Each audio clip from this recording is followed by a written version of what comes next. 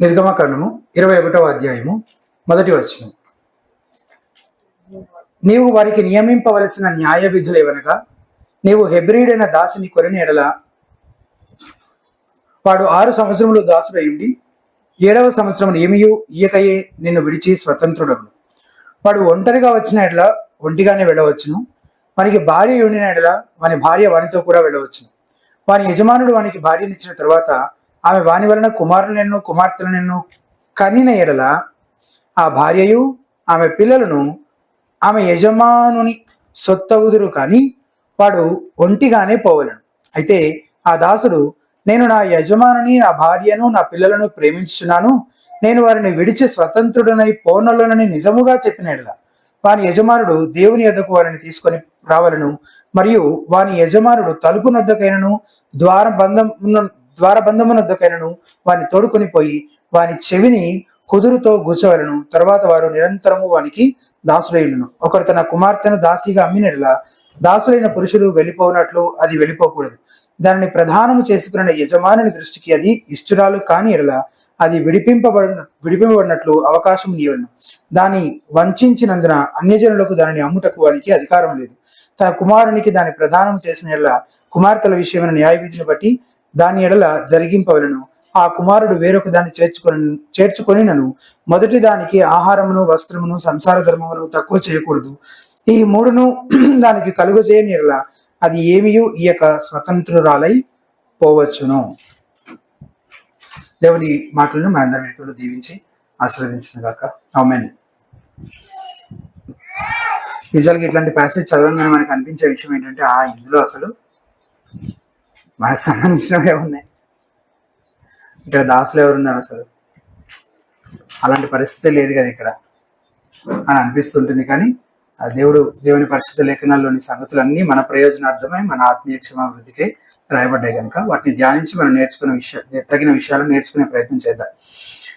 దేవుని న్యాయ విధులు ఆయన స్వభావాన్ని ప్రతిబింబించే ధర్మశాస్త్రం. దేవుని న్యాయ విధులు ఏమనగా అని ప్రారంభమవుతుంది కదా 21వ అధ్యాయం 21st చాప్టర్ స్టార్టింగ్ లో. దేవుని న్యాయ విధులు ఏమనగా జ్యుడిషియరీ లాస్ అనమాట ఇవి. యాక్చువల్లీ నీవు వారికి నియమించవలసిన న్యాయ విధులు ఏమనగా, నీవు అంటే మోషే, వారికి అంటే ఇజ్రాయేల్ ప్రజలకి నియమింపవలసిన న్యాయ విధులను గురించి దేవుడు మోషేతో ఎందుకు చెప్తున్నాడు? డైరెక్ట్గా వాళ్ళకే చెప్పొచ్చు కదా. 20వ అధ్యాయంలో మనం చూస్తాం అనమాట. దేవుడు ఇజ్రాయెల్ ప్రజలందరూ వినేలా 10 ఆజ్ఞలు పలికినప్పుడు ఆ ప్రజలు ఏమంటారు? దేవుని స్వరానికి భయపడి మోషేతో ఏమంటారంటే, నువ్వే దేవుని మాటలు విని అవి మాకు చెప్పు అని వాళ్ళే అడుగుతారు అనమాట. అప్పుడు మోషే ప్రజల పక్షంగా దేవుని యొద్దకు ఎక్కిపోయినట్లు మనం చదువుతాం. న్యాయ విధులు అంటే జ్యుడిషియరీ లాస్. యాక్చువల్లీ అంటే ఏ దేశంలోనైనా ఆ దేశ పౌరులు ఎలా జీవించాలో ఎలా జీవించకూడదో తెలియజేసే చట్టాలు ఉంటాయి కదా. వాళ్ళకి ఒక కాన్స్టిట్యూషన్ ఉంటుంది. వాటిని అతిక్రమిస్తే విధించాల్సిన శిక్షల గురించి కూడా ఆ చట్టాల్లో రాయబడి ఉంటుంది. కానీ ఈ న్యాయ విధులను ఇప్పుడు ఈ అధ్యాయంలో చదివే మన న్యాయ విధులను దేవుడు ఎందుకు చెప్తున్నాడు?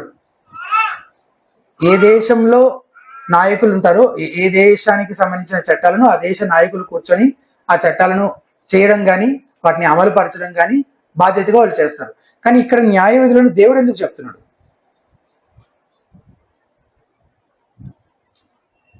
ఎందుకంటే ఇజ్రాయేలీల విషయంలో దేవుడు వారితో చేసిన నిబంధనను బట్టి ఆయనే వారి రాజు కాబట్టి.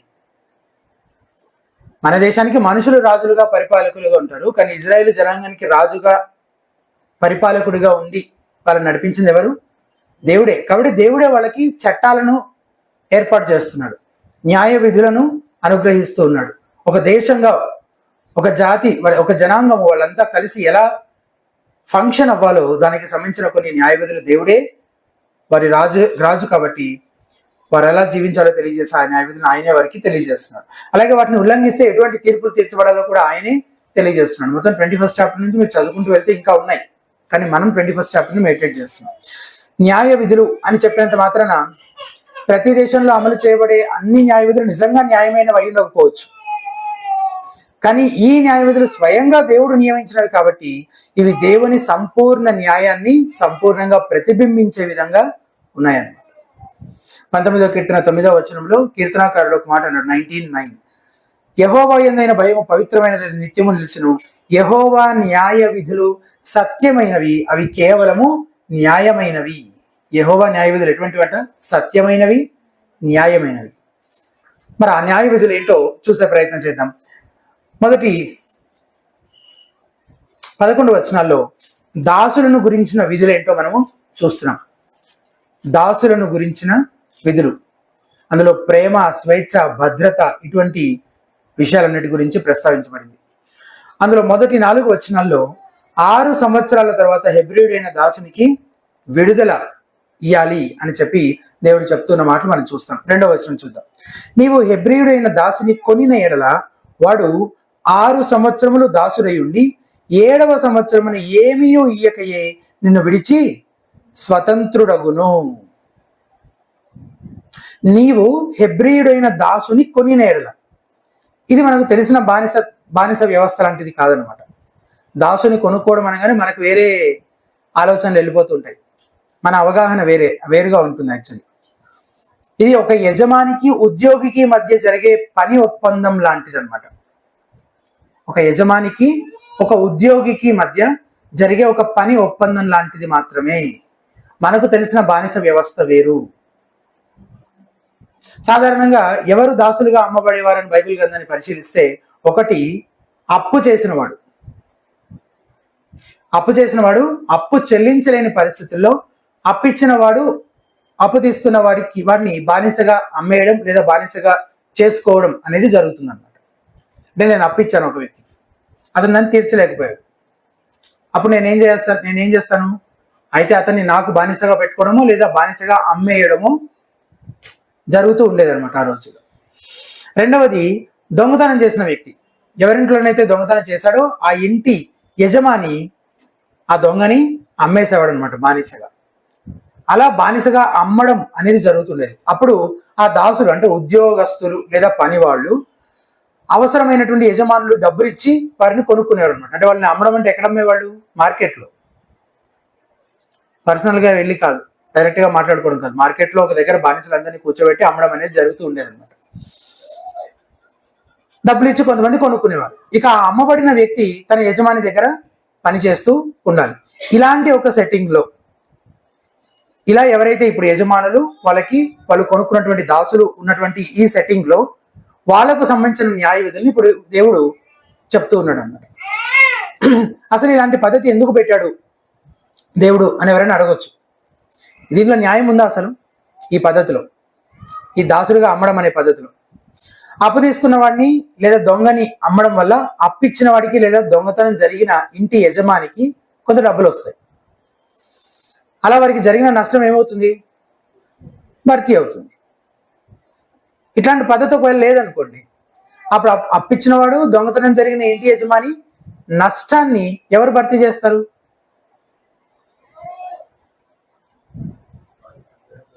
ఇంకా అంతే, వాళ్ళే వీళ్ళ దగ్గర దాసులుగా ఉండి పనిచేయాలి, లేదా వాళ్ళు వేరొకరికి దాసులుగా అమ్మబడి వీళ్ళ నష్టం భర్తీ చేయబడాలి.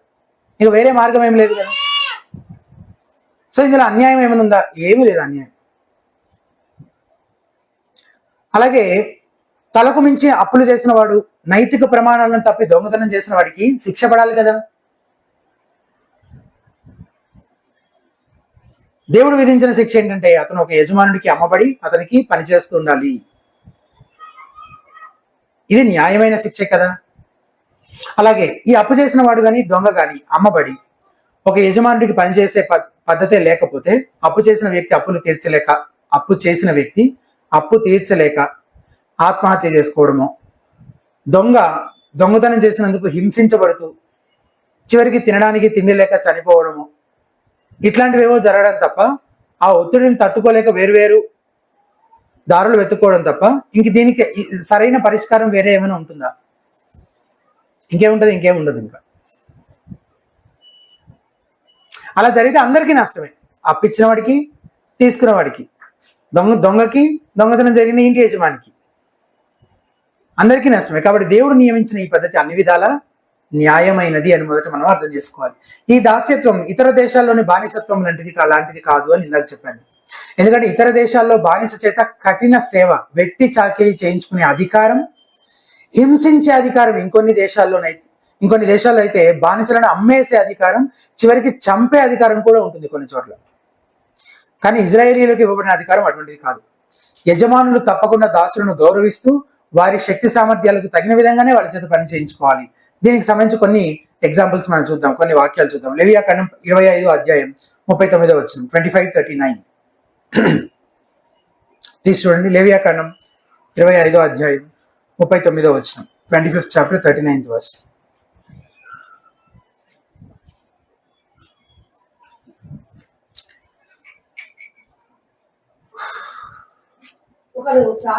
కాదండి, 25:39 లేవియాకాండం. నీ యొద్ద నివసించు నీ సహోదరుడు బీదవాడై నీకు అమ్మబడిన ఎడల వాని చేత బానిస సేవ చేయించుకొనకూడదు. ఏం చేయించుకోకూడదంట? బానిస సేవ చేయించుకోకూడదు అని చెప్తున్నాడు. ఇది హెబ్రీయులైన దాసుల విషయంలోనే కాదు, అన్యులైన దాసుల విషయాన్ని కూడా వర్తిస్తుంది. నిర్గమకాండం 22వ అధ్యాయం 21వ వచనం చూడండి, 22nd chapter. ఇప్పుడు మనం చదువుతుంది 21వ అధ్యాయం కదా, 22వ అధ్యాయం 21వ వచనం. పరదేశిని విసిగింపవద్దు, బాధింపవద్దు, మీరు ఐగుప్తు దేశంలో పరదేశులై ఉంటిరి కదా. మీరు కూడా ఒకప్పుడు దాసులై ఉన్నారనే సంగతి గుర్తుపెట్టుకొని వారిని విసిగించకండి, వారిని బాధ పెట్టకండి. చూసారా, బానిస వ్యవస్థ అంటే అనగానే మన ఇమాజినేషన్లో ఎట్లాంటివన్నీ వెళ్ళిపోతుంటాయి. అసలు ఈ కొరడాలతో కొట్టడము, కాళ్ళకు దండం పెట్టడాలు, ఏవేవో. ఇక మనకు తెలిసిన అవగాహన పూర్తిగా వేరుగా ఉంది. కానీ ఇక్కడ ఈ దాసుడు లేదా బానిసలు అని మనం చదువుతున్నప్పుడు అది పూర్తిగా వేరే విధానము, వేరే పద్ధతి అని అర్థం చేసుకోవాలి. నిర్గమకాండం 23వ అధ్యాయం 22వ అధ్యాయం చూస్తున్నాం కదా. ఇప్పుడు 23 చూడండి, 23:9. పరదేశిని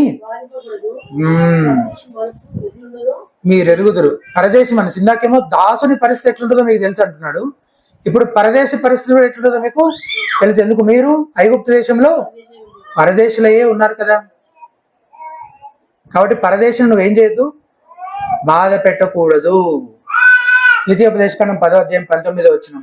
మీరు ఐగుప్తు దేశంలో పరదేశులై ఉంటుంది కనుక పరదేశిని జాలిని తలచుడి, అతని పట్ల జాలి పడండి అని చెప్తున్నాడు. కాబట్టి బైబిల్లో చెప్పబడిన దాస్యత్వం ఒక యజమానికి ఉద్యోగికి ఉండే ఒప్పందమే తప్ప ఇతర దేశాలలో లేదా చరిత్రలో మనకు కనబడుతున్న బానిసత్వం వంటిది కానే కాదు అనేది మొదట మనము గుర్తించాలి. వాడు 6 సంవత్సరములు దాసుడై ఉండి 7వ సంవత్సరముని ఏమి ఇయ్యకయే నిన్ను విడిచి స్వతంత్రుడగును. ఒక హెబ్రీడైన దాసుని చేత ఎంతకాలం పని చేయించుకోవాలని దేవుడు చెప్తున్నాడు? 6 సంవత్సరాలు, జస్ట్ 6 years. ఎన్ని డబ్బులు ఇచ్చి కొనుక్కున్నా సరే 6 సంవత్సరాలే. 7వ సంవత్సరం విడుదల చేయాలి. 6 సంవత్సరాల పాటు చాలా పని చేసి ఉంటాడు ఆ దాసుడు. 7వ సంవత్సరం విడుదల చేసి ఇంటికి పంపించాలి. 3వ వచనం. వాడు ఒంటిగా వచ్చిన ఎడల ఒంటిగానే వెళ్ళవచ్చును, వానికి భార్య ఉండిన ఎడల వాని భార్య వానితో కూడా వెళ్ళవచ్చును. ఎవరికి ఎటువంటి నిర్బంధము ఉండదు, ఎలా వచ్చాడో అలా వెళ్ళవచ్చు. 4వ వచనం. వాని యజమానుడు వానికి భార్య ఇచ్చిన తరువాత, ఇక్కడ కొంచెం ఒక సపరేట్ కేసు గురించి చెప్తున్నాడు. ఇప్పుడు అతను వచ్చేటప్పుడు సింగిల్గా వచ్చాడు అనుకో, సింగిల్గా వెళ్ళొచ్చు. ఫ్యామిలీగా వచ్చాడు అనుకో, ఫ్యామిలీగా విడిపించబడి వెళ్ళిపోవచ్చు. కానీ ఒక స్పెషల్ కేసు గురించి ఇక్కడ చెప్తున్నాడు. అదేంటంటే వాని యజమానుడు వారికి భార్యనిచ్చిన ఎడల. అంటే ఇక్కడ పెళ్లి ఎవరు చేస్తున్నారు? యజమానుడు చేస్తున్నాడు. బహుశా తనకు ఉన్న దాసీనిచ్చి పెళ్లి చేస్తుండొచ్చు. అతని దగ్గర దాసీగా ఉన్నటువంటి ఒక అమ్మాయినిచ్చి ఈ దాసుడికి పెళ్లి చేస్తుండొచ్చు. అతను ఒకవేళ భార్యనిచ్చిన తర్వాత ఆమె వాని వల్ల కుమారులను కుమార్తెలను కనినేడల ఆ భార్యయు ఆమె పిల్లలను ఆమె యజమానుని సొత్తగుదురు. కానీ వాడు ఒంటిగానే, ఆమె ఇప్పుడే కాదు ముందు నుంచి కూడా ఆమె ఎవరి సొత్తు? యజమాని సొత్తే. ఆమె వలన కన్నా పిల్లలు కూడా అతని సొత్తే అవుతారు. సో ఇతను ఒకవేళ పెళ్లి చేస్తే వాళ్ళు రారు నీతో, వాళ్ళు వెళ్ళరు అతనితో పాటు, అతను ఒంటరిగానే వెళ్ళిపోవాలి. ఈ వచనాన్ని ఆధారం చేసుకొని చాలా మంది ఏమైనా ఆరోపిస్తుంటారంటే ఒక యజమానుడికి భార్యాభర్తలను విడదీసే హక్కును కల్పిస్తుంది బైబిల్. ఇది దాసుడి పట్ల జరుగుతున్న అన్యాయం అని అంటుంటారు. మామూలుగా అయితే భార్య ఉంటే 7వ సంవత్సరం భార్యను తీసుకొని వెళ్ళిపోవచ్చు, అది మామూలుగా జనరల్ కేసు, అతను ముందే పెళ్లి చేసుకొని వస్తుంది అట్లా. కానీ అతనికి యజమాని తన దాసిని భార్యగా ఇచ్చి పెళ్లి చేసినట్లయితే అప్పుడు మాత్రం ఆమెను తీసుకెళ్ళడానికి వీలేదు. ఎందుకనంటే యజమానికి ఆమె విషయమైన హక్కు మాత్రమే కాదు, బాధ్యత ఉంటుంది. ఒకవేళ ఆమెకు పిల్లలు పుట్టుంటే ఆ పిల్లలు తన ఇంట్లో తన దాసికి పుట్టిన వారు కాబట్టి వారిపైన పూర్తి అధికారము, వారి విషయమైన బాధ్యత యజమానికి ఉంటాయి. కాబట్టి వెళ్ళిపోవాలనుకుంటున్న ఆ దాసులతో వాళ్ళని పంపించడం కంటే, వెళ్ళిపోవాలనుకుంటున్న దాసునితో అతనికి వాళ్ళని పంపించడం కంటే అందరూ కలిసి యజమాని దగ్గరే ఉండే ఆలోచన చేయడం మంచిది, అదే సురక్షితం, శ్రేయస్కరం అని చెప్తున్నాడు దేవుడు. ఇప్పుడు ఇంతకాలం ఇతని దగ్గర పని చేయడమే సరిపోయింది కదా, చేసి ఆ ముందున్న అప్పు తీర్చడము లేదా ముందు చేసిన అపరాధానికి తగిన మూల్యమో చెల్లించడం అయింది. ఇప్పుడు బయటికి వెళ్ళిపోతే ఉద్యోగం ఎట్లా? ముందు అసలు దీన్ని బానిస వ్యవస్థలా చూడొద్దు అనేది నేను ముందు క్లారిఫై చేశాను. ఇది ఉద్యోగం, ఒక యజమానికి ఉద్యోగికి మధ్య జరుగుతున్న ఒప్పందం, మధ్య జరుగుతున్నటువంటి సంభాషణలు, న్యాయ విధులు. ఇప్పుడు వాళ్ళందరూ బయటకు వెళ్తే ఇతని దాసి, ఈ యజమాని యొక్క దాసి ఎవరినైతే అతనికి భార్యగా ఇచ్చాడో ఆమె పిల్లలు సఫర్ అయ్యే అవకాశం ఉంది కదా. దానికంటే ఇక్కడే ఉండి ఇంతవరకు చేస్తున్న పనినే కొనసాగిస్తే ఈ యజమాని చూసుకుంటాడు కదా కుటుంబాన్ని చక్కగా. బాధించకూడదు, జాలి పడము, వాళ్ళని ఇంకెట్లా చూసుకోవాలో కింద చెప్తాడు. చాలా అద్భుతంగా ఉంటాయి ఆ మాటలన్నీ. ఎక్కడికో వెళ్ళి సఫర్ అవ్వడం ఎందుకు, ఇక్కడే ఉండొచ్చు కదా. అంతేగాని భార్యను పిల్లల్ని విడిచిపెట్టి వెళ్ళిపోమని చెప్పట్లేదు. యాక్చువల్లీ ఇక్కడ ఉండమని చెప్పడం అక్కడ ఉద్దేశం. నిజంగా ఎవరైనా భార్యను పిల్లల్ని విడిచిపెట్టి వెళ్తారా? భార్య పిల్లలపై నిజంగా ప్రేమ ఉన్నవారు ఎవరు అలా వెళ్ళిపోరని తర్వాత వచనం చదివితే తెలుస్తుంది. చూడండి, తర్వాత వచనం 5వ వచనం. ఆ దాసుడు ఒకవేళ నేను నా యజమానిని, నా భార్యను, నా పిల్లలను ప్రేమించుచున్నాను, యజమానిని కూడా, నా పాపం అతని అన్ని యోగక్షేమాలు పట్టించుకోవడంతో పాటు పెళ్లి కూడా చేశాడు కదా యజమానిని. అట్లాంటి యజమానిని ప్రేమించాలి కదా, మామూలుగా ఎవరైనా ప్రేమిస్తారు కదా. నేను నా యజమానిని ప్రేమిస్తున్నాను, నా భార్యను, నా పిల్లల్ని కూడా ప్రేమిస్తున్నాను, నేను వారిని విడిచి స్వతంత్రుడనై పోనొల్లని నిజముగా చెప్పిన ఎడలా. ఇట్లాంటి ప్రేమ లేనప్పుడే కదా వెళ్ళిపోతాడు. హృదయ కాఠిన్య విషయంలో విడాకులు ఎట్లా అనుమతించబడ్డాయో అలాగే తనకు మంచి చేసిన యజమానుడి పైన, యజమానుడి ద్వారా పొందుకున్న భార్య పైన, ఆమె ద్వారా పుట్టిన పిల్లల పైన ప్రేమ లేని దాసుల విషయంలో ఈ మాటలు చెప్పబడ్డాయి. ఆమె యజమాని దాసి కాబట్టి ఆమె యజమాని దగ్గరే ఉంటుంది. ఆయన నువ్వు ఒకవేళ వెళ్ళిపోవాలనుకుంటే ఒంటిగానే వెళ్ళిపోవచ్చు. మళ్ళీ ఈ మాటలు అతను వెళ్ళిపోవాలని చెప్పబడ్డాయా? అతను ఉండాలనుకుంటే ఉండే ఆప్షన్ అసలు లేకుండా విడిపోయేలాంటి ఒక చట్టం దేవుడు చెప్తున్నాడా? అస్సలు కాదు. ఉండాలనుకుంటే ఉండే ఆప్షన్ ఉంది. అతను వెళ్లకుండా తన భార్య పిల్లలతో కలిసి సురక్షితంగా హాయిగా యజమాని దగ్గరే పని చేసుకుంటూ ఉండే అవకాశము ఉంది. ఆ దాసుడికి ఒకవేళ యజమాని దగ్గర ఎప్పటికీ ఉండిపోవడం ఇష్టం లేనప్పుడు, ఆ దాసుడికి యజమాని దగ్గర ఉండిపోవడం అసలు ఇష్టం లేదు, ఎప్పటికీ ఉండిపోవడం ఇష్టం లేదు. అప్పుడు అతను ఏం చేసి ఉండాలి? ఇట్లా వెళ్ళిపోయేటప్పుడు భార్యను విడిచిపెట్టి వెళ్లాల్సి రావడం అనే సమస్య 7వ సంవత్సరంలో వస్తుంది. కాబట్టి 7th ఇయర్లో నేను స్వతంత్రుడిగా వెళ్ళిపోవాలి, నేను ఇతని దగ్గర ఎప్పటికీ ఉండాలనుకోవట్లేదు. మరి వెళ్ళిపోయేటప్పుడు ఒకవేళ ఇతనిచ్చిన అమ్మాయిని నేను పెళ్లి చేసుకుంటే, దాసి నేను పెళ్లి చేసుకుంటే, ఆమె ద్వారా నాకు కలగబోయే పిల్లల్ని విడిచిపెట్టి వెళ్లాల్సి వస్తుంది. కాబట్టి అసలు యజమాని దాసిని పెళ్లి చేసుకోకుండానే ఉండాల్సింది. పెళ్లి చేసుకున్న తర్వాత కూడా ఆమె యజమాని దగ్గరే ఉంటుందని అతనికి తెలుసు. కాబట్టి ఆమెను పెళ్లి చేసుకుంటే అతను కూడా ఎప్పటికీ యజమాని దగ్గరే ఉండాల్సి వస్తుంది. కాబట్టి అవన్నీ ముందుగానే ఆలోచించి ఆ విషయంలో తగిన తీర్మానం చేసుకున్న తర్వాత పెళ్లి చేసుకోవాలి. అంతేగాని చేసుకున్న తర్వాత 7వ సంవత్సరం తన భార్య అయిన యజమాని దాసిని తీసుకుని వెళ్ళటం మాత్రం కుదరదు. ఎందుకంటే ఆమె పిల్లల విషయమైన బాధ్యత ఆ యజమానికి ఉంటుంది. యోహాను సువార్త 8వ వచనంలో మనము దాసులుగా, ఇక్కడ మనము 6 years తర్వాత విడిపించబడాలి. ఏ దాసుడైనా 6 years తర్వాత 7th year విడిపించబడాలి, విడుదల చేయబడాలి అని చెప్తున్నారు. కానీ 8th chapter 36th verse లో చేసిన ఎడల మీరు నిజముగా, ఇక్కడ ఒక దాసుని గురించి, ఒక బానిసల గురించి చెప్తున్నారు కదా. ఈ దాసులను బానిసల్ని ఎవరు మాత్రమే విడిపించగలరు? కుమారుడు మాత్రమే. కుమారుడైన యేసుక్రీస్తు ప్రభు మాత్రమే విడిపించగలడు. నిజముగా స్వతంత్రులయ్యుందురు. నిజమైన స్వాతంత్రం, ట్రూ ఫ్రీడమ్, స్పిరిచువల్ గా, ఆధ్యాత్మికంగా నిజమైన విడుదల, నిజమైన స్వాతంత్రం ఒక వ్యక్తికి కలుగుతుందంటే అది కేవలం యేసుక్రీస్తు ప్రభు ద్వారానే. పాపపు బంధకాల్లో ఉన్న మనకు నిజమైన విడుదల యేసుక్రీస్తు ద్వారానే కలిగింది అని అంటే దేవుడు ఎప్పుడు విడుదలను, స్వాతంత్రాన్ని అనుగ్రహించేటువంటి దేవుడుగా మనకి కనిపిస్తున్నాడు. అది దాసుల విషయంలోనైనా, ఆత్మీయంగా మన విషయంలోనైనా దేవుడు విడుదలను, స్వాతంత్రాన్ని ఎల్లప్పుడూ మనకు అనుగ్రహించే దేవుడుగా మనకి కనిపిస్తున్నాడు. ఆ రక్షకుని మనం హృదయమారా స్తుతించబద్దులమైన, ప్రేమించబద్దులమైన, ఆయన మన పట్ల చేసిన దాన్ని బట్టి, యజమానిని ఎట్లాగైతే ఆ దాసుడు ప్రేమించాలో అలాగే మనం కూడా మన యజమానిని మనం ప్రేమించబద్దులమై ఉన్నాము. రోమపత్రిక 6వ అధ్యాయం 22వ వచనంలో ఒక మాట ఉంది, తీసి చూస్తారా? చాలా అద్భుతమైన మాటలు ఇవి. రోమపత్రిక 6వ అధ్యాయం 22వ వచనం ఒకసారి తీసి చూడండి. రోమపత్రిక 6వ అధ్యాయం 22వ వచనం.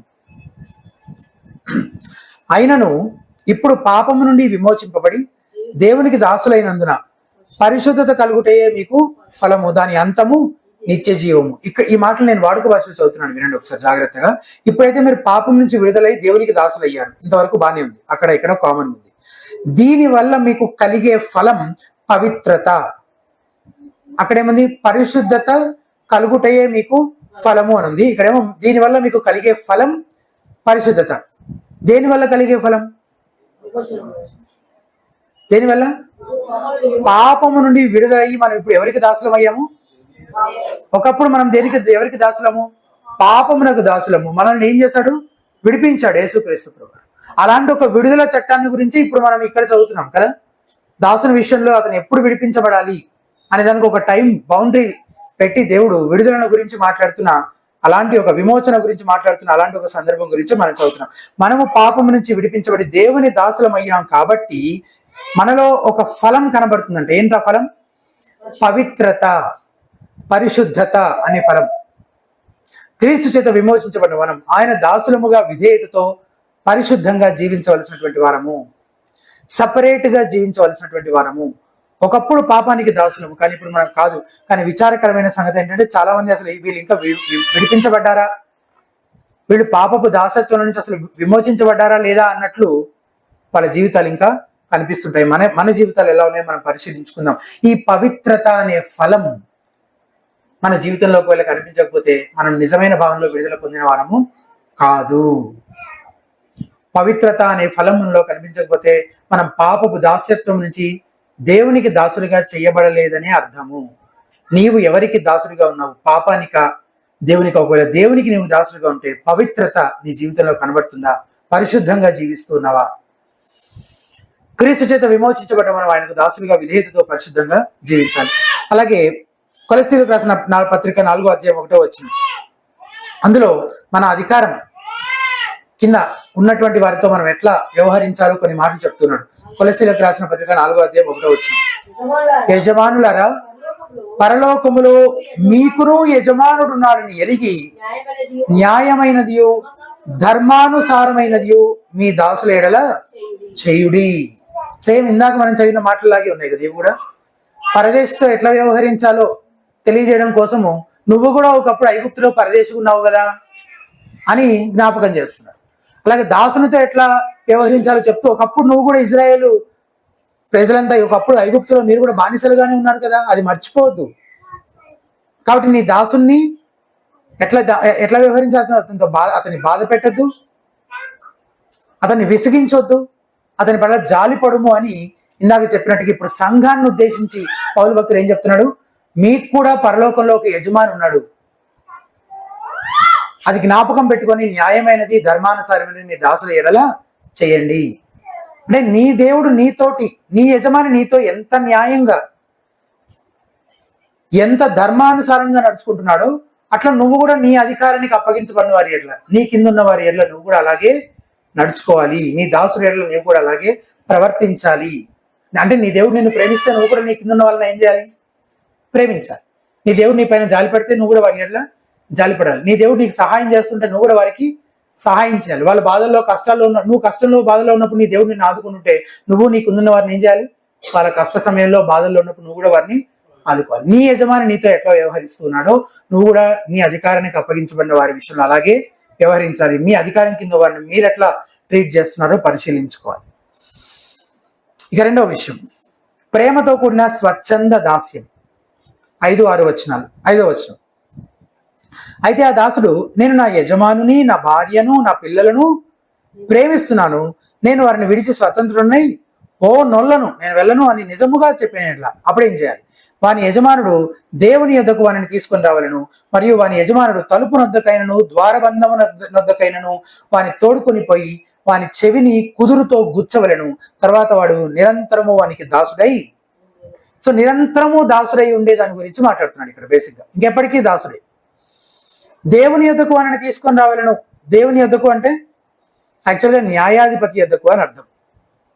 న్యాయాధిపతి దేవుడిచ్చిన అధికారంతో దేవుని పక్షముగా దేవుని స్థానమందుండి తీర్పు తీర్చడం అనే దేవుడు అప్పగించిన పని చేస్తున్నాడు. కాబట్టి న్యాయాధిపతి దేవుడిగా చెప్పబడ్డాడు అనమాట. ఇక్కడ న్యాయాధిపతుల సమక్షంలోనే ఒక వ్యక్తిని దాసుడుగా కొనడం జరుగుతుంది. కాబట్టి ఆ దాసుడు ఎప్పటికీ ఆ యజమానుడి దగ్గరే ఉండిపోవాలనుకున్నప్పుడు, నేను ఎప్పటికీ నిరంతరము నా యజమాని దగ్గరే ఉండిపోతానని ఒకవేళ అతను చెప్పినప్పుడు ఆ సమాచారం ఎవరికి చెప్పాలి? న్యాయాధిపతికి చెప్పి అతని దగ్గరికి తీసుకెళ్ళాలి. న్యాయాధిపతి సమ్మతితో అతను పర్మిషన్ ఇచ్చిన తర్వాత ఆ యజమానుడు తన దాసుని ఇంటికి తీసుకెళ్ళి తలుపు వద్ద ఏం చేయాలట? ఆ వ్యక్తిని నిలబెట్టి అతని చెవిని ఒక సూదితో చెవికి బెజ్జం చేయాలి. అది దేనికి సూచన? దేనికంటే ఇంక అప్పటి నుంచి ఆ దాసుడు ఆ యజమాని ఇంట్లోనే పనిచేయాలి, ఆ ఇంటి వారి చెప్పే మాటలకు అనుకూలంగా ప్రవర్తించాలి అని దానికి అతను కట్టుబడుతున్నట్టు ఒప్పుకుంటున్నట్లు అనమాట. దానికి సూచన నిరంతరము దాసుడై ఉండును. అయితే ఇది ఎవరి బలవంతం చేతనైనా జరుగుతుందా? నేను మీకు ఏమని చెప్తున్నానంటే, అసలు నిరంతరం ఇతనికి దాసుడుగా ఉండాలా లేదా అన్న ఆలోచన ఇతను ఎప్పుడు చేసుకుని ఉండాలి? ఎప్పుడోనే చేసుకుని ఉండాలి కదా. ఆ యజమాని ఇచ్చే దాసిని ఇతను పెళ్లి చేసుకునే కంటే ముందే కూర్చొని ఇతను ఏమని ఆలోచించుకుని ఉండాలి? నేను ఒకవేళ నా యజమానిని నిజముగా ప్రేమించి నా భార్య పిల్లలతో పాటు ఎల్లప్పుడూ ఇతని కిందే, ఇతని సంరక్షణ కిందే, ఇతని అధికారం కిందే ఉద్యోగం చేసుకుంటూ ఎల్లప్పుడూ ఇతనితో పాటే ఉండాలా వద్దా అనే నిర్ణయం అతను ఎప్పుడు చేసుకుని ఉండాలి? అప్పుడెప్పుడో చేసుకుని ఉండాలి. ఒకవేళ అతనికి ఉండడం ఇష్టం లేదనుకో, అసలు పెళ్ళే చేసుకుని ఉండేవాడు కాదు. 6 years అయిపోగానే వెళ్ళిపోయి ఉండేవాడు. ఇష్టం కాబట్టే పెళ్లి చేసుకున్నాడు. కాబట్టి ఇప్పుడు ఇంకా మళ్ళీ ఇష్టంతో చేస్తున్నాడు అనే ప్రశ్న ఇప్పుడు వస్తుందా? ఇంకా ఇప్పుడు అదిగా this is just formality. 6 years అయిపోయింది, మరేంటి నువ్వు ఒక్కడే వెళ్ళిపోతావా, నీ భార్యతో పాటు ఇక్కడే ఉంటావా? యజమాని అడుగుతున్నాడు. ఏం చెప్తారు? లేదు, నేను నా భార్య పిల్లలతో పాటు నీతోటే ఉంటానంటే అప్పుడు న్యాయాధిపతి దగ్గర తీసుకెళ్తారు. అతను ఒప్పుకోగానే తిరిగి ఇంటి దగ్గర తీసుకొచ్చి చెవికి ఏం చేస్తున్నాడు? బెజ్జం చేస్తాడు. తద్వారా నిరంతరము ఇతనికే, ఈ యజమానికి అతను దాసుడిగా ఉండేలాగా దాన్ని సూచిస్తూ అలా చేయడం జరుగుతుంది. మన ప్రభు అయిన యేసుక్రీస్తు కూడా నిరంతరము దాసునిగా ఉండే విషయం గురించి మనం మాట్లాడుతాం. మన ప్రభు అయిన యేసుక్రీస్తు కూడా ఈ లోకానికి దాసుని స్వరూపంలోనే వచ్చినట్లు ఫిలిప్పీలకు రాసిన పత్రిక 2వ అధ్యాయం 5-8 వచనాలు మనం చదువుతాం కదా. ఒక దాసుడు యజమానికి లోబడినట్టుగా యేసు తన తండ్రికి లోబడ్డాడు.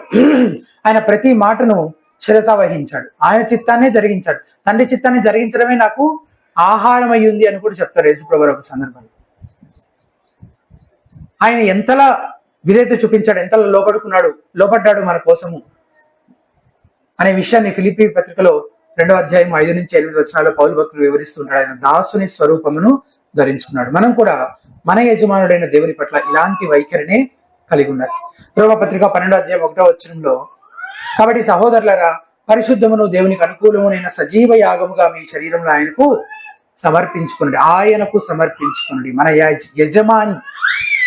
మన యజమాని ఆయనే కాబట్టి ఆయనకే మనల్ని మనం సంపూర్ణంగా సమర్పించుకునవలసినటువంటి వారు. ఇట్టి సేవ మీకు యుక్తమైనది. కొరింథీయులకు రాసిన 2వ పత్రిక 5వ అధ్యాయం 14-15 వచనాలు తీసి చూస్తారా?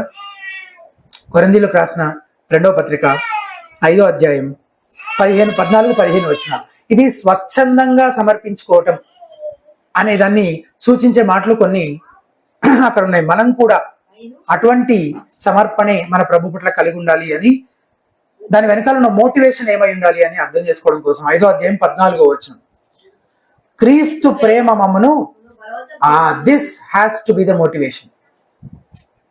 This has to be the motivation. ఆ దాసుని ఇంకా వేరే ఏమన్నా నిర్బంధిస్తుందా? ఏమి నిర్బంధించట్లేదు. అతను కావాలంటే వెళ్ళిపోవాలంటే వెళ్ళిపోవచ్చా, వెళ్ళిపోయాడా? వెళ్ళిపోవచ్చు. అతను కావాలనుకుంటే వెళ్ళిపోవచ్చు. కానీ ఒకవేళ అతను నిజముగా తన యజమానిని ప్రేమిస్తే, ఆ యజమాని దగ్గరే నిరంతరం ఉండాలనుకుంటే, అప్పుడు అతను ఇచ్చిన భార్యని కూడా పెళ్లి చేసుకొని ఆమెను కూడా ప్రేమించి ఎప్పుడు ఆ వాళ్ళ దగ్గరే ఉండిపోవచ్చు. సో మనం ఎందుకు లోబడుతున్నాం? మన ప్రభువుకి ఎందుకు లోబడుతున్నాం? మనం బలవంతంగా లోబడుతున్నామా, లేదా క్రీస్తును ప్రేమిస్తున్నాను కాబట్టి లోబడుతున్నానా? ఇది ఇష్టపూర్వకంగా హృదయపూర్వకంగా జరుగుతుందా, లేకపోతే ఎవరో చెప్తున్నారు కాబట్టి ఎవరి బలవంతం చేతనో అయిష్టంగా చేస్తున్నామా? మనము పరిశీలించుకోవాలి. ఆ 14వ వచనం కొనసాగిద్దాం. 2 Corinthians 5:14. క్రీస్తు ప్రేమ మమ్మల్ని బలవంతం చేసిన ఎలాగా అందరి కొరకు ఒకడు మృతి పొందిన కనుక అందరూ మృతి పొందిరనియు జీవించు వారి ఇక మీద తమ కొరకు కాక తమ నిమిత్తము మృతి పొంది తిరిగి లేచిన వారి కొరకే జీవించుటకు ఆయన అందరి కొరకు మృతి పొందిననియు నిశ్చయించుకుని. జీవించేవారు ఎవరి కోసం జీవించాలండి? ఇంకా తమ నిమిత్తము మృతి పొంది తిరిగి లేచిన వాని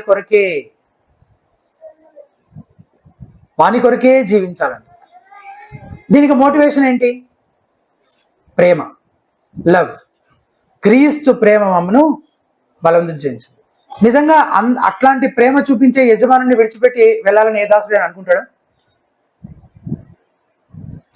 అనుకోడు. నిజంగా ప్రేమించి జాగ్రత్తగా చూసుకొని కేర్ చేసి రెస్పాన్సిబుల్గా చూసుకునే యజమాని దొరికితే ఏ దాసుడైనా అలాంటి యజమానిని విడిచిపెట్టి వెళ్ళాలనుకుంటాడా? ఆయనకే తమ సమస్తాన్ని అర్పించుకొని ఆయన కోసమే బ్రతికేంత గొప్ప ప్రేమ యేసుక్రీస్తు ప్రభు మన ఎడల కనపరిచాడు కాబట్టి అలాంటి యజమానిని ఏ దాసుడు విడిచిపెట్టాలని అనుకోడు.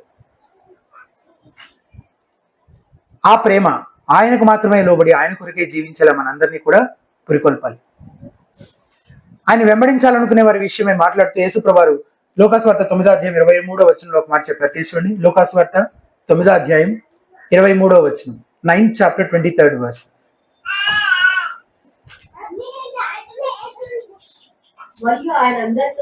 మరియు ఆయన అందరితో ఇట్లన్నాడు, ఏమని?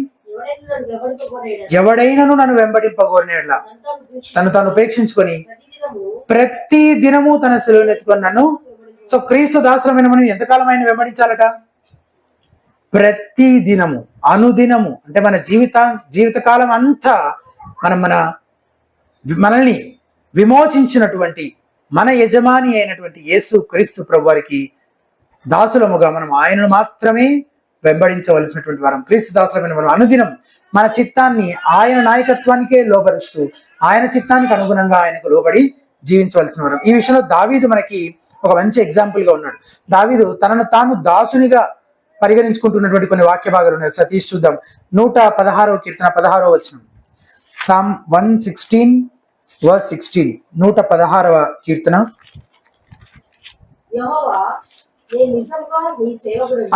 యెహోవా నేను నిజముగా నీ సేవకుడను.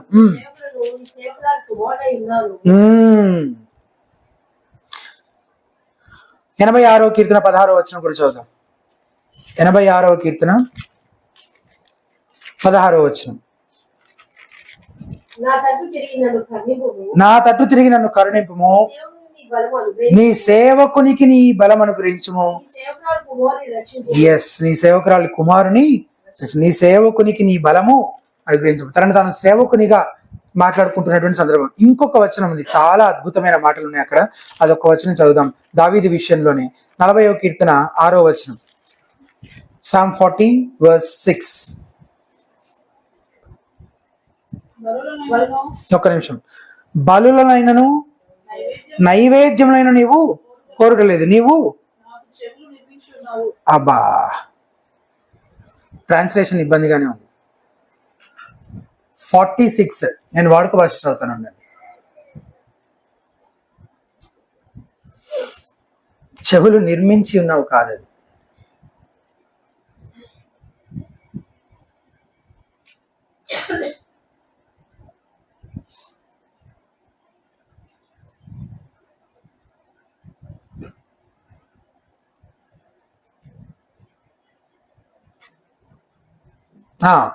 యాక్చువల్గా ఇంగ్లీష్ వాడుక భాష అనువాదం కూడా నాకు ఎందుకో హెల్ప్ఫుల్గా అనిపించట్లేదు. ఇంగ్లీష్లో ఉన్న ఒక మాట చదువుతున్నాను చూడండి. Sacrifice and offering you did not Dzire, my years you have opened. My years you have opened అంటే ఏంటి?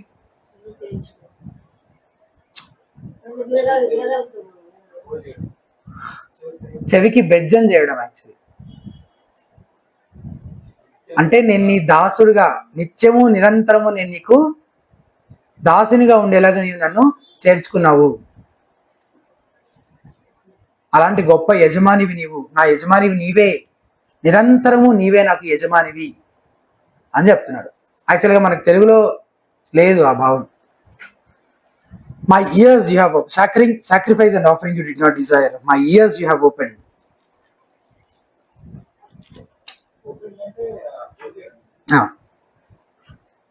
ఈ ధర్మశాస్త్రంలో నిర్గమకాండం 21వ అధ్యాయంలో ఉన్న మాటలనే ఉద్దేశించి ఆ మాట చెప్తున్నాను అనమాట. అంటే చెవులు ఎవరి మూసుకుపోలేదు కదా, చెవి కలిగినవాడు, అది చెవి తెరవబడినవాడు. ఓపెన్ అనే మాటకు గ్రీక్ లో దీన్ని సూచించే దావీదు ఈ మాటలు చెప్తుండొచ్చు. ఇది తన యజమానికి దాసుడుగా ఉండడానికి స్వచ్ఛందంగా ఇష్టపూర్వకంగా తను సమర్పించుకోవడం, ఆయన్నే యజమానిగా ఎల్లప్పుడూ కలిగి ఉండాలని ఇష్టంతో కమిట్ చేసుకోవడం.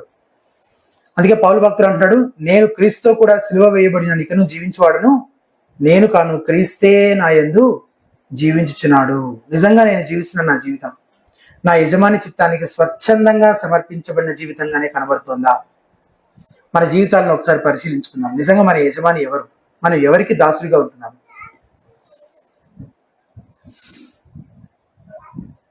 ప్రతి దినము మనము ఆయన్ను వెంబడించే వారంగా ఉన్నామా? మన చిత్తాన్ని ఆయనకు లోబరుస్తూ ఆయన చిత్తాన్ని మాత్రమే మనము చేసేవారంగా మనం ఉన్నామా?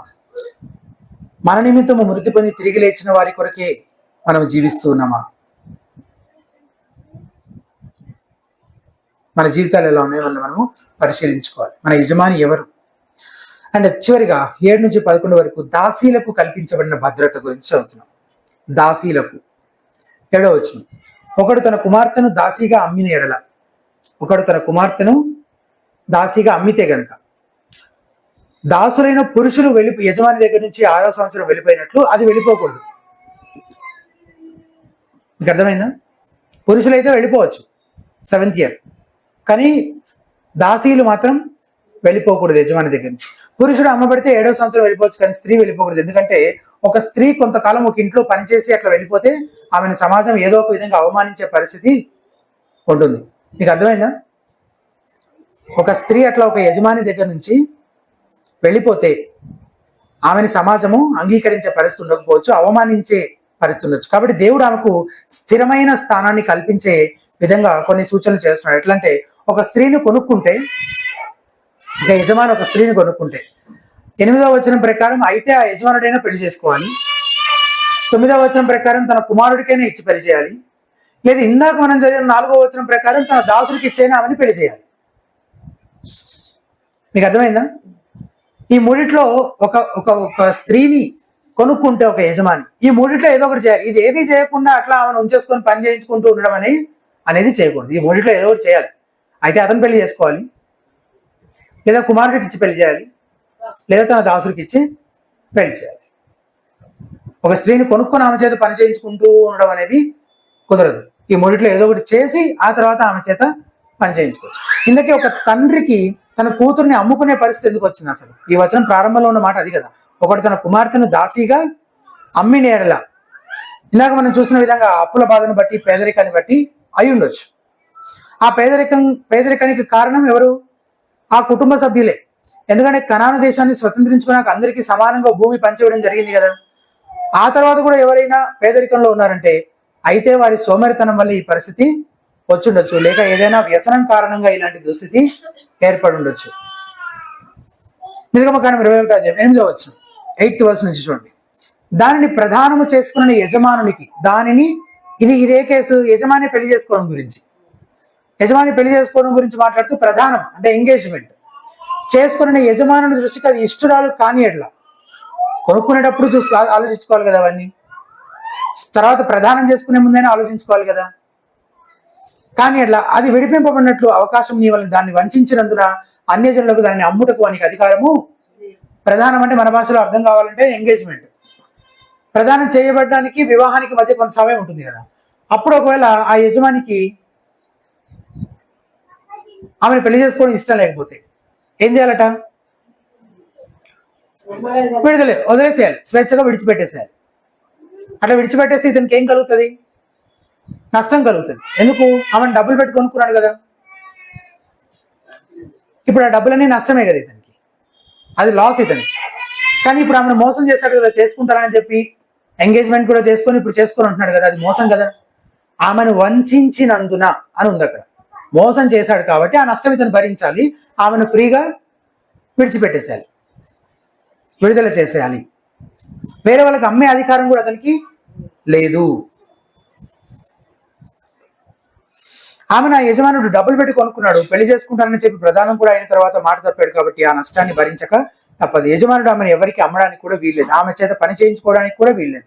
ఆమెను తన తండ్రి ఇంట స్వేచ్ఛగా విడిచిపెట్టేసేయాలి. 9వ వచనం. ఇప్పుడు సెకండ్ కేసు, అతను పెళ్లి చేసుకోవట్లేదు అనుకుందాం.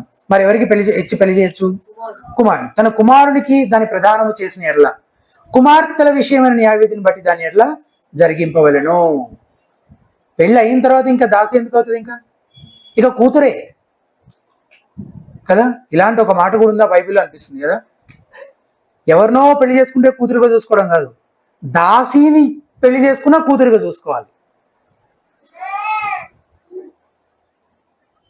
కుమార్తెల విషయమైన న్యాయ విధిని బట్టి దాని ఎడల జరిగింపవలను. ఎవరైనా యజమాని ఒక స్త్రీని కొనుక్కొని తన కుమారుడికి ప్రదానం చేస్తే ఆపై ఆమెను తన కూతురిగా చూసుకోవాలి. కుమార్తెల విషయంలోని న్యాయ విధిని అనుసరించి ప్రవర్తించాలి. 10వ వచనం చూడండి. ఆ కుమారుడు వేరొక దాన్ని చేర్చుకున్నాను అంటే ఇంకో పెళ్లి చేసుకున్నాడు.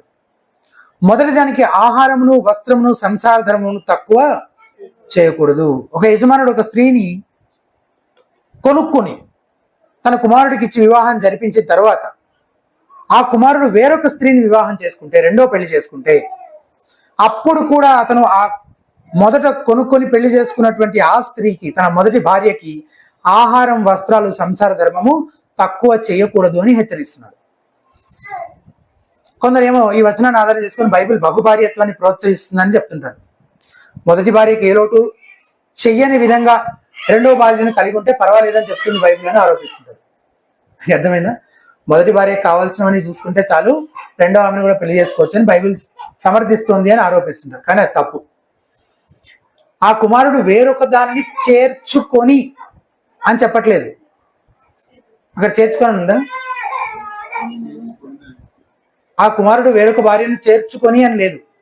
చేర్చుకొనినను అంటే ఒకవేళ రెండో ఆమెను పెళ్లి చేసుకుంటే ఏంటి పరిస్థితి? మొదటి దానికి ఏ లోటు లేకుండా చూసుకోవాలి. లేదా అట్లాంటి పరిస్థితులు ఏం చేయాలి? పతనమైన మనిషి ఎప్పుడూ అప్పుడు పాపంలో పడిపోతూ ఉంటాడు. అలా ఒకవేళ అతని పాపం బహుభార్యత్వమే అయితే దానివల్ల మొదటి భార్యకు నష్టం జరగకుండా ఉండడానికి ఈ హెచ్చరిక చేయబడింది. ఈవెన్ ఇప్పుడు కూడా ఇది మనకి క్లియర్గా ఎగ్జాక్ట్గా వర్తిస్తుంది. ఈ రోజుకి కూడా ఒక వ్యక్తి 2 వివాహాలు చేసుకున్నాడు, తర్వాత యేసు ప్రభుని నమ్ముకున్నాడు. లేదు నువ్వు రెండో ఆమెను విడిచిపెట్టేయాల్సిందే అని చెప్తాం మనము. ఇప్పుడు నువ్వు యేసు ప్రభుని పెళ్లి చేసుకున్నావు కాబట్టి, నమ్ముకున్నావు కాబట్టి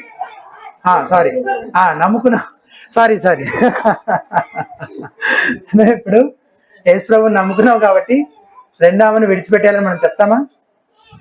చెప్పం. కానీ ఒకవేళ అతని పాపము బహుభార్యత్వమే అయితే దానివల్ల మొదటి భార్యకు నష్టం జరగకుండా ఉండడానికి ఈ హెచ్చరిక చేయబడింది. ఒకవేళ ఈ హెచ్చరిక లేకపోతే పేదరికం వల్లనో ఏ కారణ చేతనో అమ్మివేయబడిన ఆ తర్వాత యజమాని కుమారుడికి భార్యగా చేయబడిన ఈ స్త్రీ, ఈమెకి ఇంకా ఎక్కువ అన్యాయం జరుగుతుంది.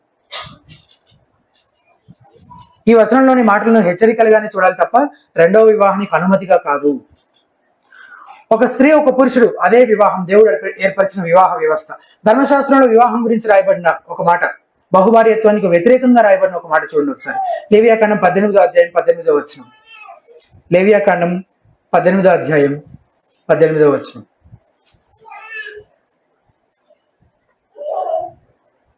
నీ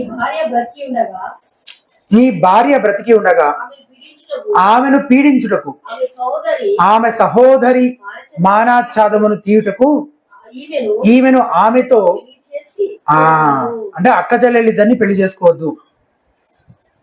చేసుకుంటే మొదటి భార్య అక్క ఏమవుతుందంట? పీడించబడుతుంది. భార్య చెల్లిని పెళ్లి చేసుకుంటేనే భార్య పీడించబడేటప్పుడు ఇంకెవరినైనా పెళ్లి చేసుకుంటే, కాబట్టి ఈ వచనం కూడా బహుభార్యత్వాన్ని స్పష్టంగా ఖండిస్తుంది. 11వ వచనం, చివరి వచనం. ఈ మూడును దానికి కలుగజేయని ఎట్లా అది ఏమి యొక్క స్వతంత్రురాలై పోవచ్చును. ఏ మూడు? ఆహారం, వస్త్రాలు, సంసార ధర్మం. వీటిని ఒకవేళ ఆ స్త్రీ తక్కువ చేస్తుంటే, ఆమె తనను కొనుక్కునేటప్పుడు ఆ కుమారుని తండ్రికి చెల్లించిన డబ్బును కూడా తిరిగి ఇవ్వకుండా ఆ ఇంటి నుంచి ఏం చేయొచ్చు? వెళ్ళిపోవచ్చు. అంటే వివాహం గురించి ఇక్కడ మాట్లాడుతూ దేవుడు చెప్తున్నటువంటి విషయాలు ఇవన్నీ కదా. సో వివాహం నుంచి, ఆ వివాహ స్థితి నుంచి ఎప్పుడు విడిపోవచ్చు అనే దానికి ఒకనొక కారణం ఇక్కడ కనబడుతుంది మనకి. వ్యభిచార హేతువు చేత అని మనము కొత్త నిబంధనలో చదువుతాం, వ్యభిచార కారణాన్ని బట్టి. లేదా భర్త లేదా భార్య, నీ స్పౌస్ చనిపోతే ఒకవేళ, లేదా నువ్వు విశ్వాసి అయ్యిండి ఆమె లేదా అతను అవిశ్వాసి అయ్యుండి వాళ్ళే నిన్ను విడిచిపెట్టి వెళ్ళిపోతే, నువ్వు కలిసి ఉండాలని కోరుకున్నావు, ఇది కొరింథీయులకు రాసిన పత్రికలో పౌలు చెప్తాడు, వాళ్ళే నిన్ను విడిచిపెట్టి వెళ్ళిపోవాలనుకుంటే అప్పుడు కూడా నువ్వు వేరే వివాహం చేసుకోవడానికి స్వతంత్రురాలు. నేను ఇప్పుడు 3 విషయాలు చెప్పాను. ఏంటంటే, ఒకటి వ్యభిచార కారణం, రెండవది చనిపోవడం, మూడవది అన్బిలీవింగ్ స్పౌస్. మనం వాళ్ళతో ఉండాలనే, కలిసి ఉండాలనే కోరుకుంటున్నా వాళ్ళే విడిచిపెట్టి వెళ్ళిపోయారు, అప్పుడు కూడా వాళ్ళు స్వతంత్రులు అని చెప్పాడు. ఇది ఇంకొకటి నేను చెప్తున్నాను ఇప్పుడు, 4వది. ఏంటది? ఆహారం, వస్త్రాలు, సంసార ధర్మం. ఇద్దరికీ భార్యాభర్తలు ఇద్దరికీ సమానంగా వర్తించకపోవచ్చు, కానీ వర్తించే విషయాలు ఉన్నాయి. ప్రిన్సిపల్ మాత్రం ఉంది. ఈరోజు వివాహాలకు కూడా ఇది వర్తిస్తుంది. ఒక పురుషుడు తన భార్యకు అన్యాయం చేయాలనే ఉద్దేశంతో ఆమెకు ఆహారము, వస్త్రాలు సమకూర్చకుండా, సంసార ధర్మం జరిగించకుండా, సరిచేయబడని విధంగా కఠినుడైనప్పుడు మాత్రమే ఏం చేయొచ్చు? వెళ్ళిపోవచ్చు. మన దగ్గర కూడా వర్తిస్తుంది, మన చట్ట ప్రకారం కూడా వర్తిస్తుంది, బైబిల్ ప్రకారం మాత్రమే కాదు. చాలా మంది కంప్లైంట్ చేస్తారు కదా, కేసు పెడుతుంటారు, నన్ను పట్టించుకోవట్లేదు, మమ్మల్ని చూడట్లేదు, కుటుంబాన్ని పోషించట్లేదు, లేదా సంసార ధర్మం జరిగించట్లేదు, కాపురం చేయట్లేదు నాతో. కేసు వేయచ్చు యాక్చువల్లీ విడిపోవడం కోసం. అండ్ బైబిల్ కూడా దాన్ని అనుమతిస్తుంది. ఉద్దేశపూర్వకంగా సరిచేయబడిన విధంగా అవతల స్పౌస్కి అన్యాయం చేసే ఉద్దేశంతో, లేదా పురుషుడు తనకున్న పేదరికం వల్ల లేక అనారోగ్యం కారణంగా ఈ మూటిని తక్కువ చేస్తుంటే అప్పుడు ఆ స్త్రీ అతన్ని విడిచిపెట్టడానికి వీల్లేదు. ఒకవేళ అట్లా చేస్తే ఆమె సుఖమందు, కష్టమందు, రోగమందు, బాధ అయిన అతనితో కలిసి ఉంటానని దేవుడు చేసిన, దైవ సాక్షిగా చేసిన ప్రమాణం తప్పినట్లు అవుతుంది కదా. పేదరికంలోనూ అనారోగ్యంలోనూ ఆమె అతనికి తోడుగా ఉండాలి. వారి పేదరికం నిర్మూలించడం కోసం ఇద్దరు కలిసి కృషి చేయాలి. అతనిలో అనారోగ్యం ఉంటే సరైన వైద్యాన్ని, ఆహారాన్ని అందించాలి. ఇప్పుడు ఇక్కడ ఆహారం ఎవరు పెడుతున్నారు? ఒకవేళ అతని పరిస్థితి బాగాలేకపోతే, అతను అనారోగ్యంతో ఉన్నాడు అనుకోండి, ఈమె పెట్టలేదు, వదిలేసింది అనుకోండి, అప్పుడు ఆ నేరం ఎవరిది? ఇవి తక్కువ చేయకూడదు అనేది ఇద్దరికి వర్తిస్తుంది. ఇదే నియమం పురుషుడికి కూడా వర్తిస్తుంది. ఒకవేళ ఆమె సంసార ధర్మానికి సహకరించని విధంగా ప్రవర్తిస్తూ ఉంటే ఆమెకు ఎలాంటి నష్టపరిహారం ఇవ్వకుండానే ఆమెను విడిచిపెట్టవచ్చు. ఈ విషయంలో ఆమెను హెచ్చరించినా సరిచేసుకోకపోతే ఆ కేసులో ఆమెకు విడాకులు ఇవ్వడంలో ఎటువంటి పాపము లేదు. అంటే ఇక్కడ ఆహారము, వస్త్రము very basic amenities of life కదా. వాటితో పాటు జత చేసి చెప్తున్న విషయం ఏంటి? సంసార ధర్మం. అంటే అక్కడ మనకి ఏమర్థమవుతుంది? అవి ఒక మనిషికి అవసరమైన చాలా ప్రాథమిక విషయం. అది అసలు మ్యారేజ్ యొక్క one of the key purpose ఏంటి అని అంటే వాళ్ళు ఏక శరీరమై ఉందరు అనేది సంసారం కోసం కాపురం చేయడానికే కదా. అది దాన్ని దేంతో లైన్ లో పెట్టి చెప్తున్నాడు దేవుడు, ఆహారము వస్త్రంతో పాటు పెడుతున్నాడు అనమాట. That is very basic thing of married life. So ఆ విషయంలో ఒకవేళ న్యాయంగా లేకపోతే స్పౌజ్ విడిచిపెట్టేసి, మళ్ళీ ఇక్కడ కూడా కొన్ని ఎక్సెప్షన్స్, ఆమె తన అనారోగ్యం కారణంగాను సంసార ధర్మానికి సహకరించలేకపోతే అప్పుడు ఆమెను విడిచిపెట్టకూడదు. వివాహ విషయంలో అతను దైవసాక్షిగా చేసిన ప్రమాణాలను గుర్తుంచుకుని ఆమెకు తోడుగా ఉండాలి. ఆమె ఆరోగ్యం మెరుగుపడేలా సరైన వైద్యాన్ని, ఆహారాన్ని అందించాలి. ఆమెను ప్రేమగా ఆదరించాలి. మన మ్యారిటల్ లైఫ్స్ ఎట్లా ఉన్నాయో మనల్ని మనం కూడా పరిశీలించుకున్నాం. నేను నా భార్యకు లేదా భర్తకు నమ్మకంగా ఉంటూ వారి ఎడల నా బాధ్యతగా నేను నిర్వర్తించాల్సిన నా ధర్మాలను, నా బాధ్యతలను నేను సరిగ్గానే నిర్వహిస్తూ ఉన్నానా అని మనల్ని మనము పరిశీలించుకోవాలి. ఇంతవరకు మనం విన్న మాటలన్నీ మరొకసారి తలపోసుకుంటూ ప్రార్థన చేసుకున్నాం. దయచేసి తలలు వంచి ప్రార్థనలో ఏకీభవించండి. నిజమైన స్వాతంత్రము యేసుక్రీస్తు ప్రభువారి ద్వారా మనకు అనుగ్రహించబడింది. అలా విమోచించబడిన మనం ప్రత్యేకమైన ప్రజగా, పవిత్రంగా, పరిశుద్ధంగా జీవించవలసినటువంటి వారు. మన జీవితాలు నిజంగానే అటువంటి విమోచించబడిన జీవితాలుగా కనబడుతున్నాయా? మన యజమాని ఎవరు? ఎవరికి మనము దాసులముగా ఉంటున్నాము? ఎందుకు మనము యేసు ప్రభు వారి చెప్పింది చేస్తున్నాము? దాన్ని మోటివేషన్, దాని ప్రేరణ ప్రేమేనా? లేకపోతే తల్లిదండ్రుల బలవంతంలో, భార్య కోసమో, భర్త కోసమో, సంఘ నాయకులు, కాపర్ల కోసమో, ఇతరుల కోసం మనం భక్తిని బలవంతంగా చేస్తున్నాము? లేదా మన ప్రభు ఎడల ప్రేమతో, కృతజ్ఞతతో, హృదయపూర్వకంగా కీర్తనాకారుడు దావీదు అంటున్నట్టుగా నిరంతరము నీవు నా యజమానివి, నేను నీ దాసుని అని చెప్తున్నాడు. నిజంగా మన క్రీస్తు ప్రేమ ఎంత గొప్పదంటే అది మనల్ని కట్టిపడేస్తుంది. ఆయనకు తప్ప మనం ఇంకెవ్వరికీ దాసులుగా ఉండకుండా ప్రతి దినము మన చిత్తాన్ని ఆయనకే లోబరుస్తూ, ఆయన నాయకత్వానికి మనం లోబరుచుకొని ఆయన్నే వెంబడించేలా మనల్ని బలవంత పెట్టే గొప్ప ప్రేమ ఆయనది. ఆ ప్రేమే నిన్ను మరింత ఎక్కువగా ఆయనకు లోబడేలా, ఆయనకు నిన్ను నువ్వు సమర్పించుకునేలా, నీ జీవితాంతం మటుకు ఆయన్నే యజమానిగా కలిగి ఉండి ఆయన మాత్రమే వెంబడించి, ఆయననే సేవించి, ఆయనకే లోబడే విధంగా నేను ప్రేరేపిస్తుందా? నిజంగా నీ యజమాని ఆయనేనా? ఆయన చెప్పిన ప్రకారం నువ్వు చేస్తున్నావా? ఆయన చెప్పిన ఆజ్ఞలకు నువ్వు లోబడి జీవిస్తున్నావా? నీ జీవితము ఎలాగున్నదో పరిశీలించుకోవాలి. భార్యాభర్తలుగా దేవుడు మనల్ని పరిశుద్ధ వివాహంలో జతపరిచిన నాటి నుంచి ఇంతవరకు నీ భార్య ఎడ్ల, భర్త ఎడ్ల నీ బాధ్యతగా నువ్వు చేయవలసినంత చేస్తున్నావా? ప్రేమిస్తున్నావా? ఆదరిస్తున్నావా? బలపరుస్తున్నావా? అవసరాలన్నీ తీర్చే విధంగా ఒకరిలో ఒకరు మీ బాధ్యతలను లేదా మన బాధ్యతను ఎట్లా నిర్వర్తిస్తున్నామో మనం పరిశీలించుకుందాం.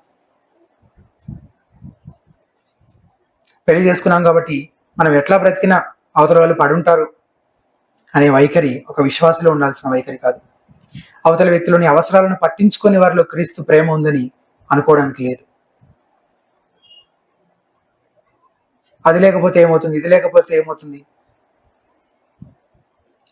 పెళ్ళంటేనే సర్దుకోవాలి, ఏవో కారణాలు చెప్తూ మనం చేయాల్సిన పనులు చేయకుండా మన బాధ్యతలను మనం విస్మరిస్తూ ఉన్నామేమో మనం పరిశీలించుకుందాం.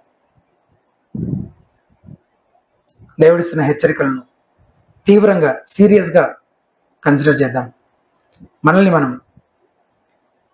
ఆయన అధికారానికి, ఆయన ప్రభుత్వానికి మరొకసారి సమర్పించుకుంటూ ప్రార్థన చేస్తాం.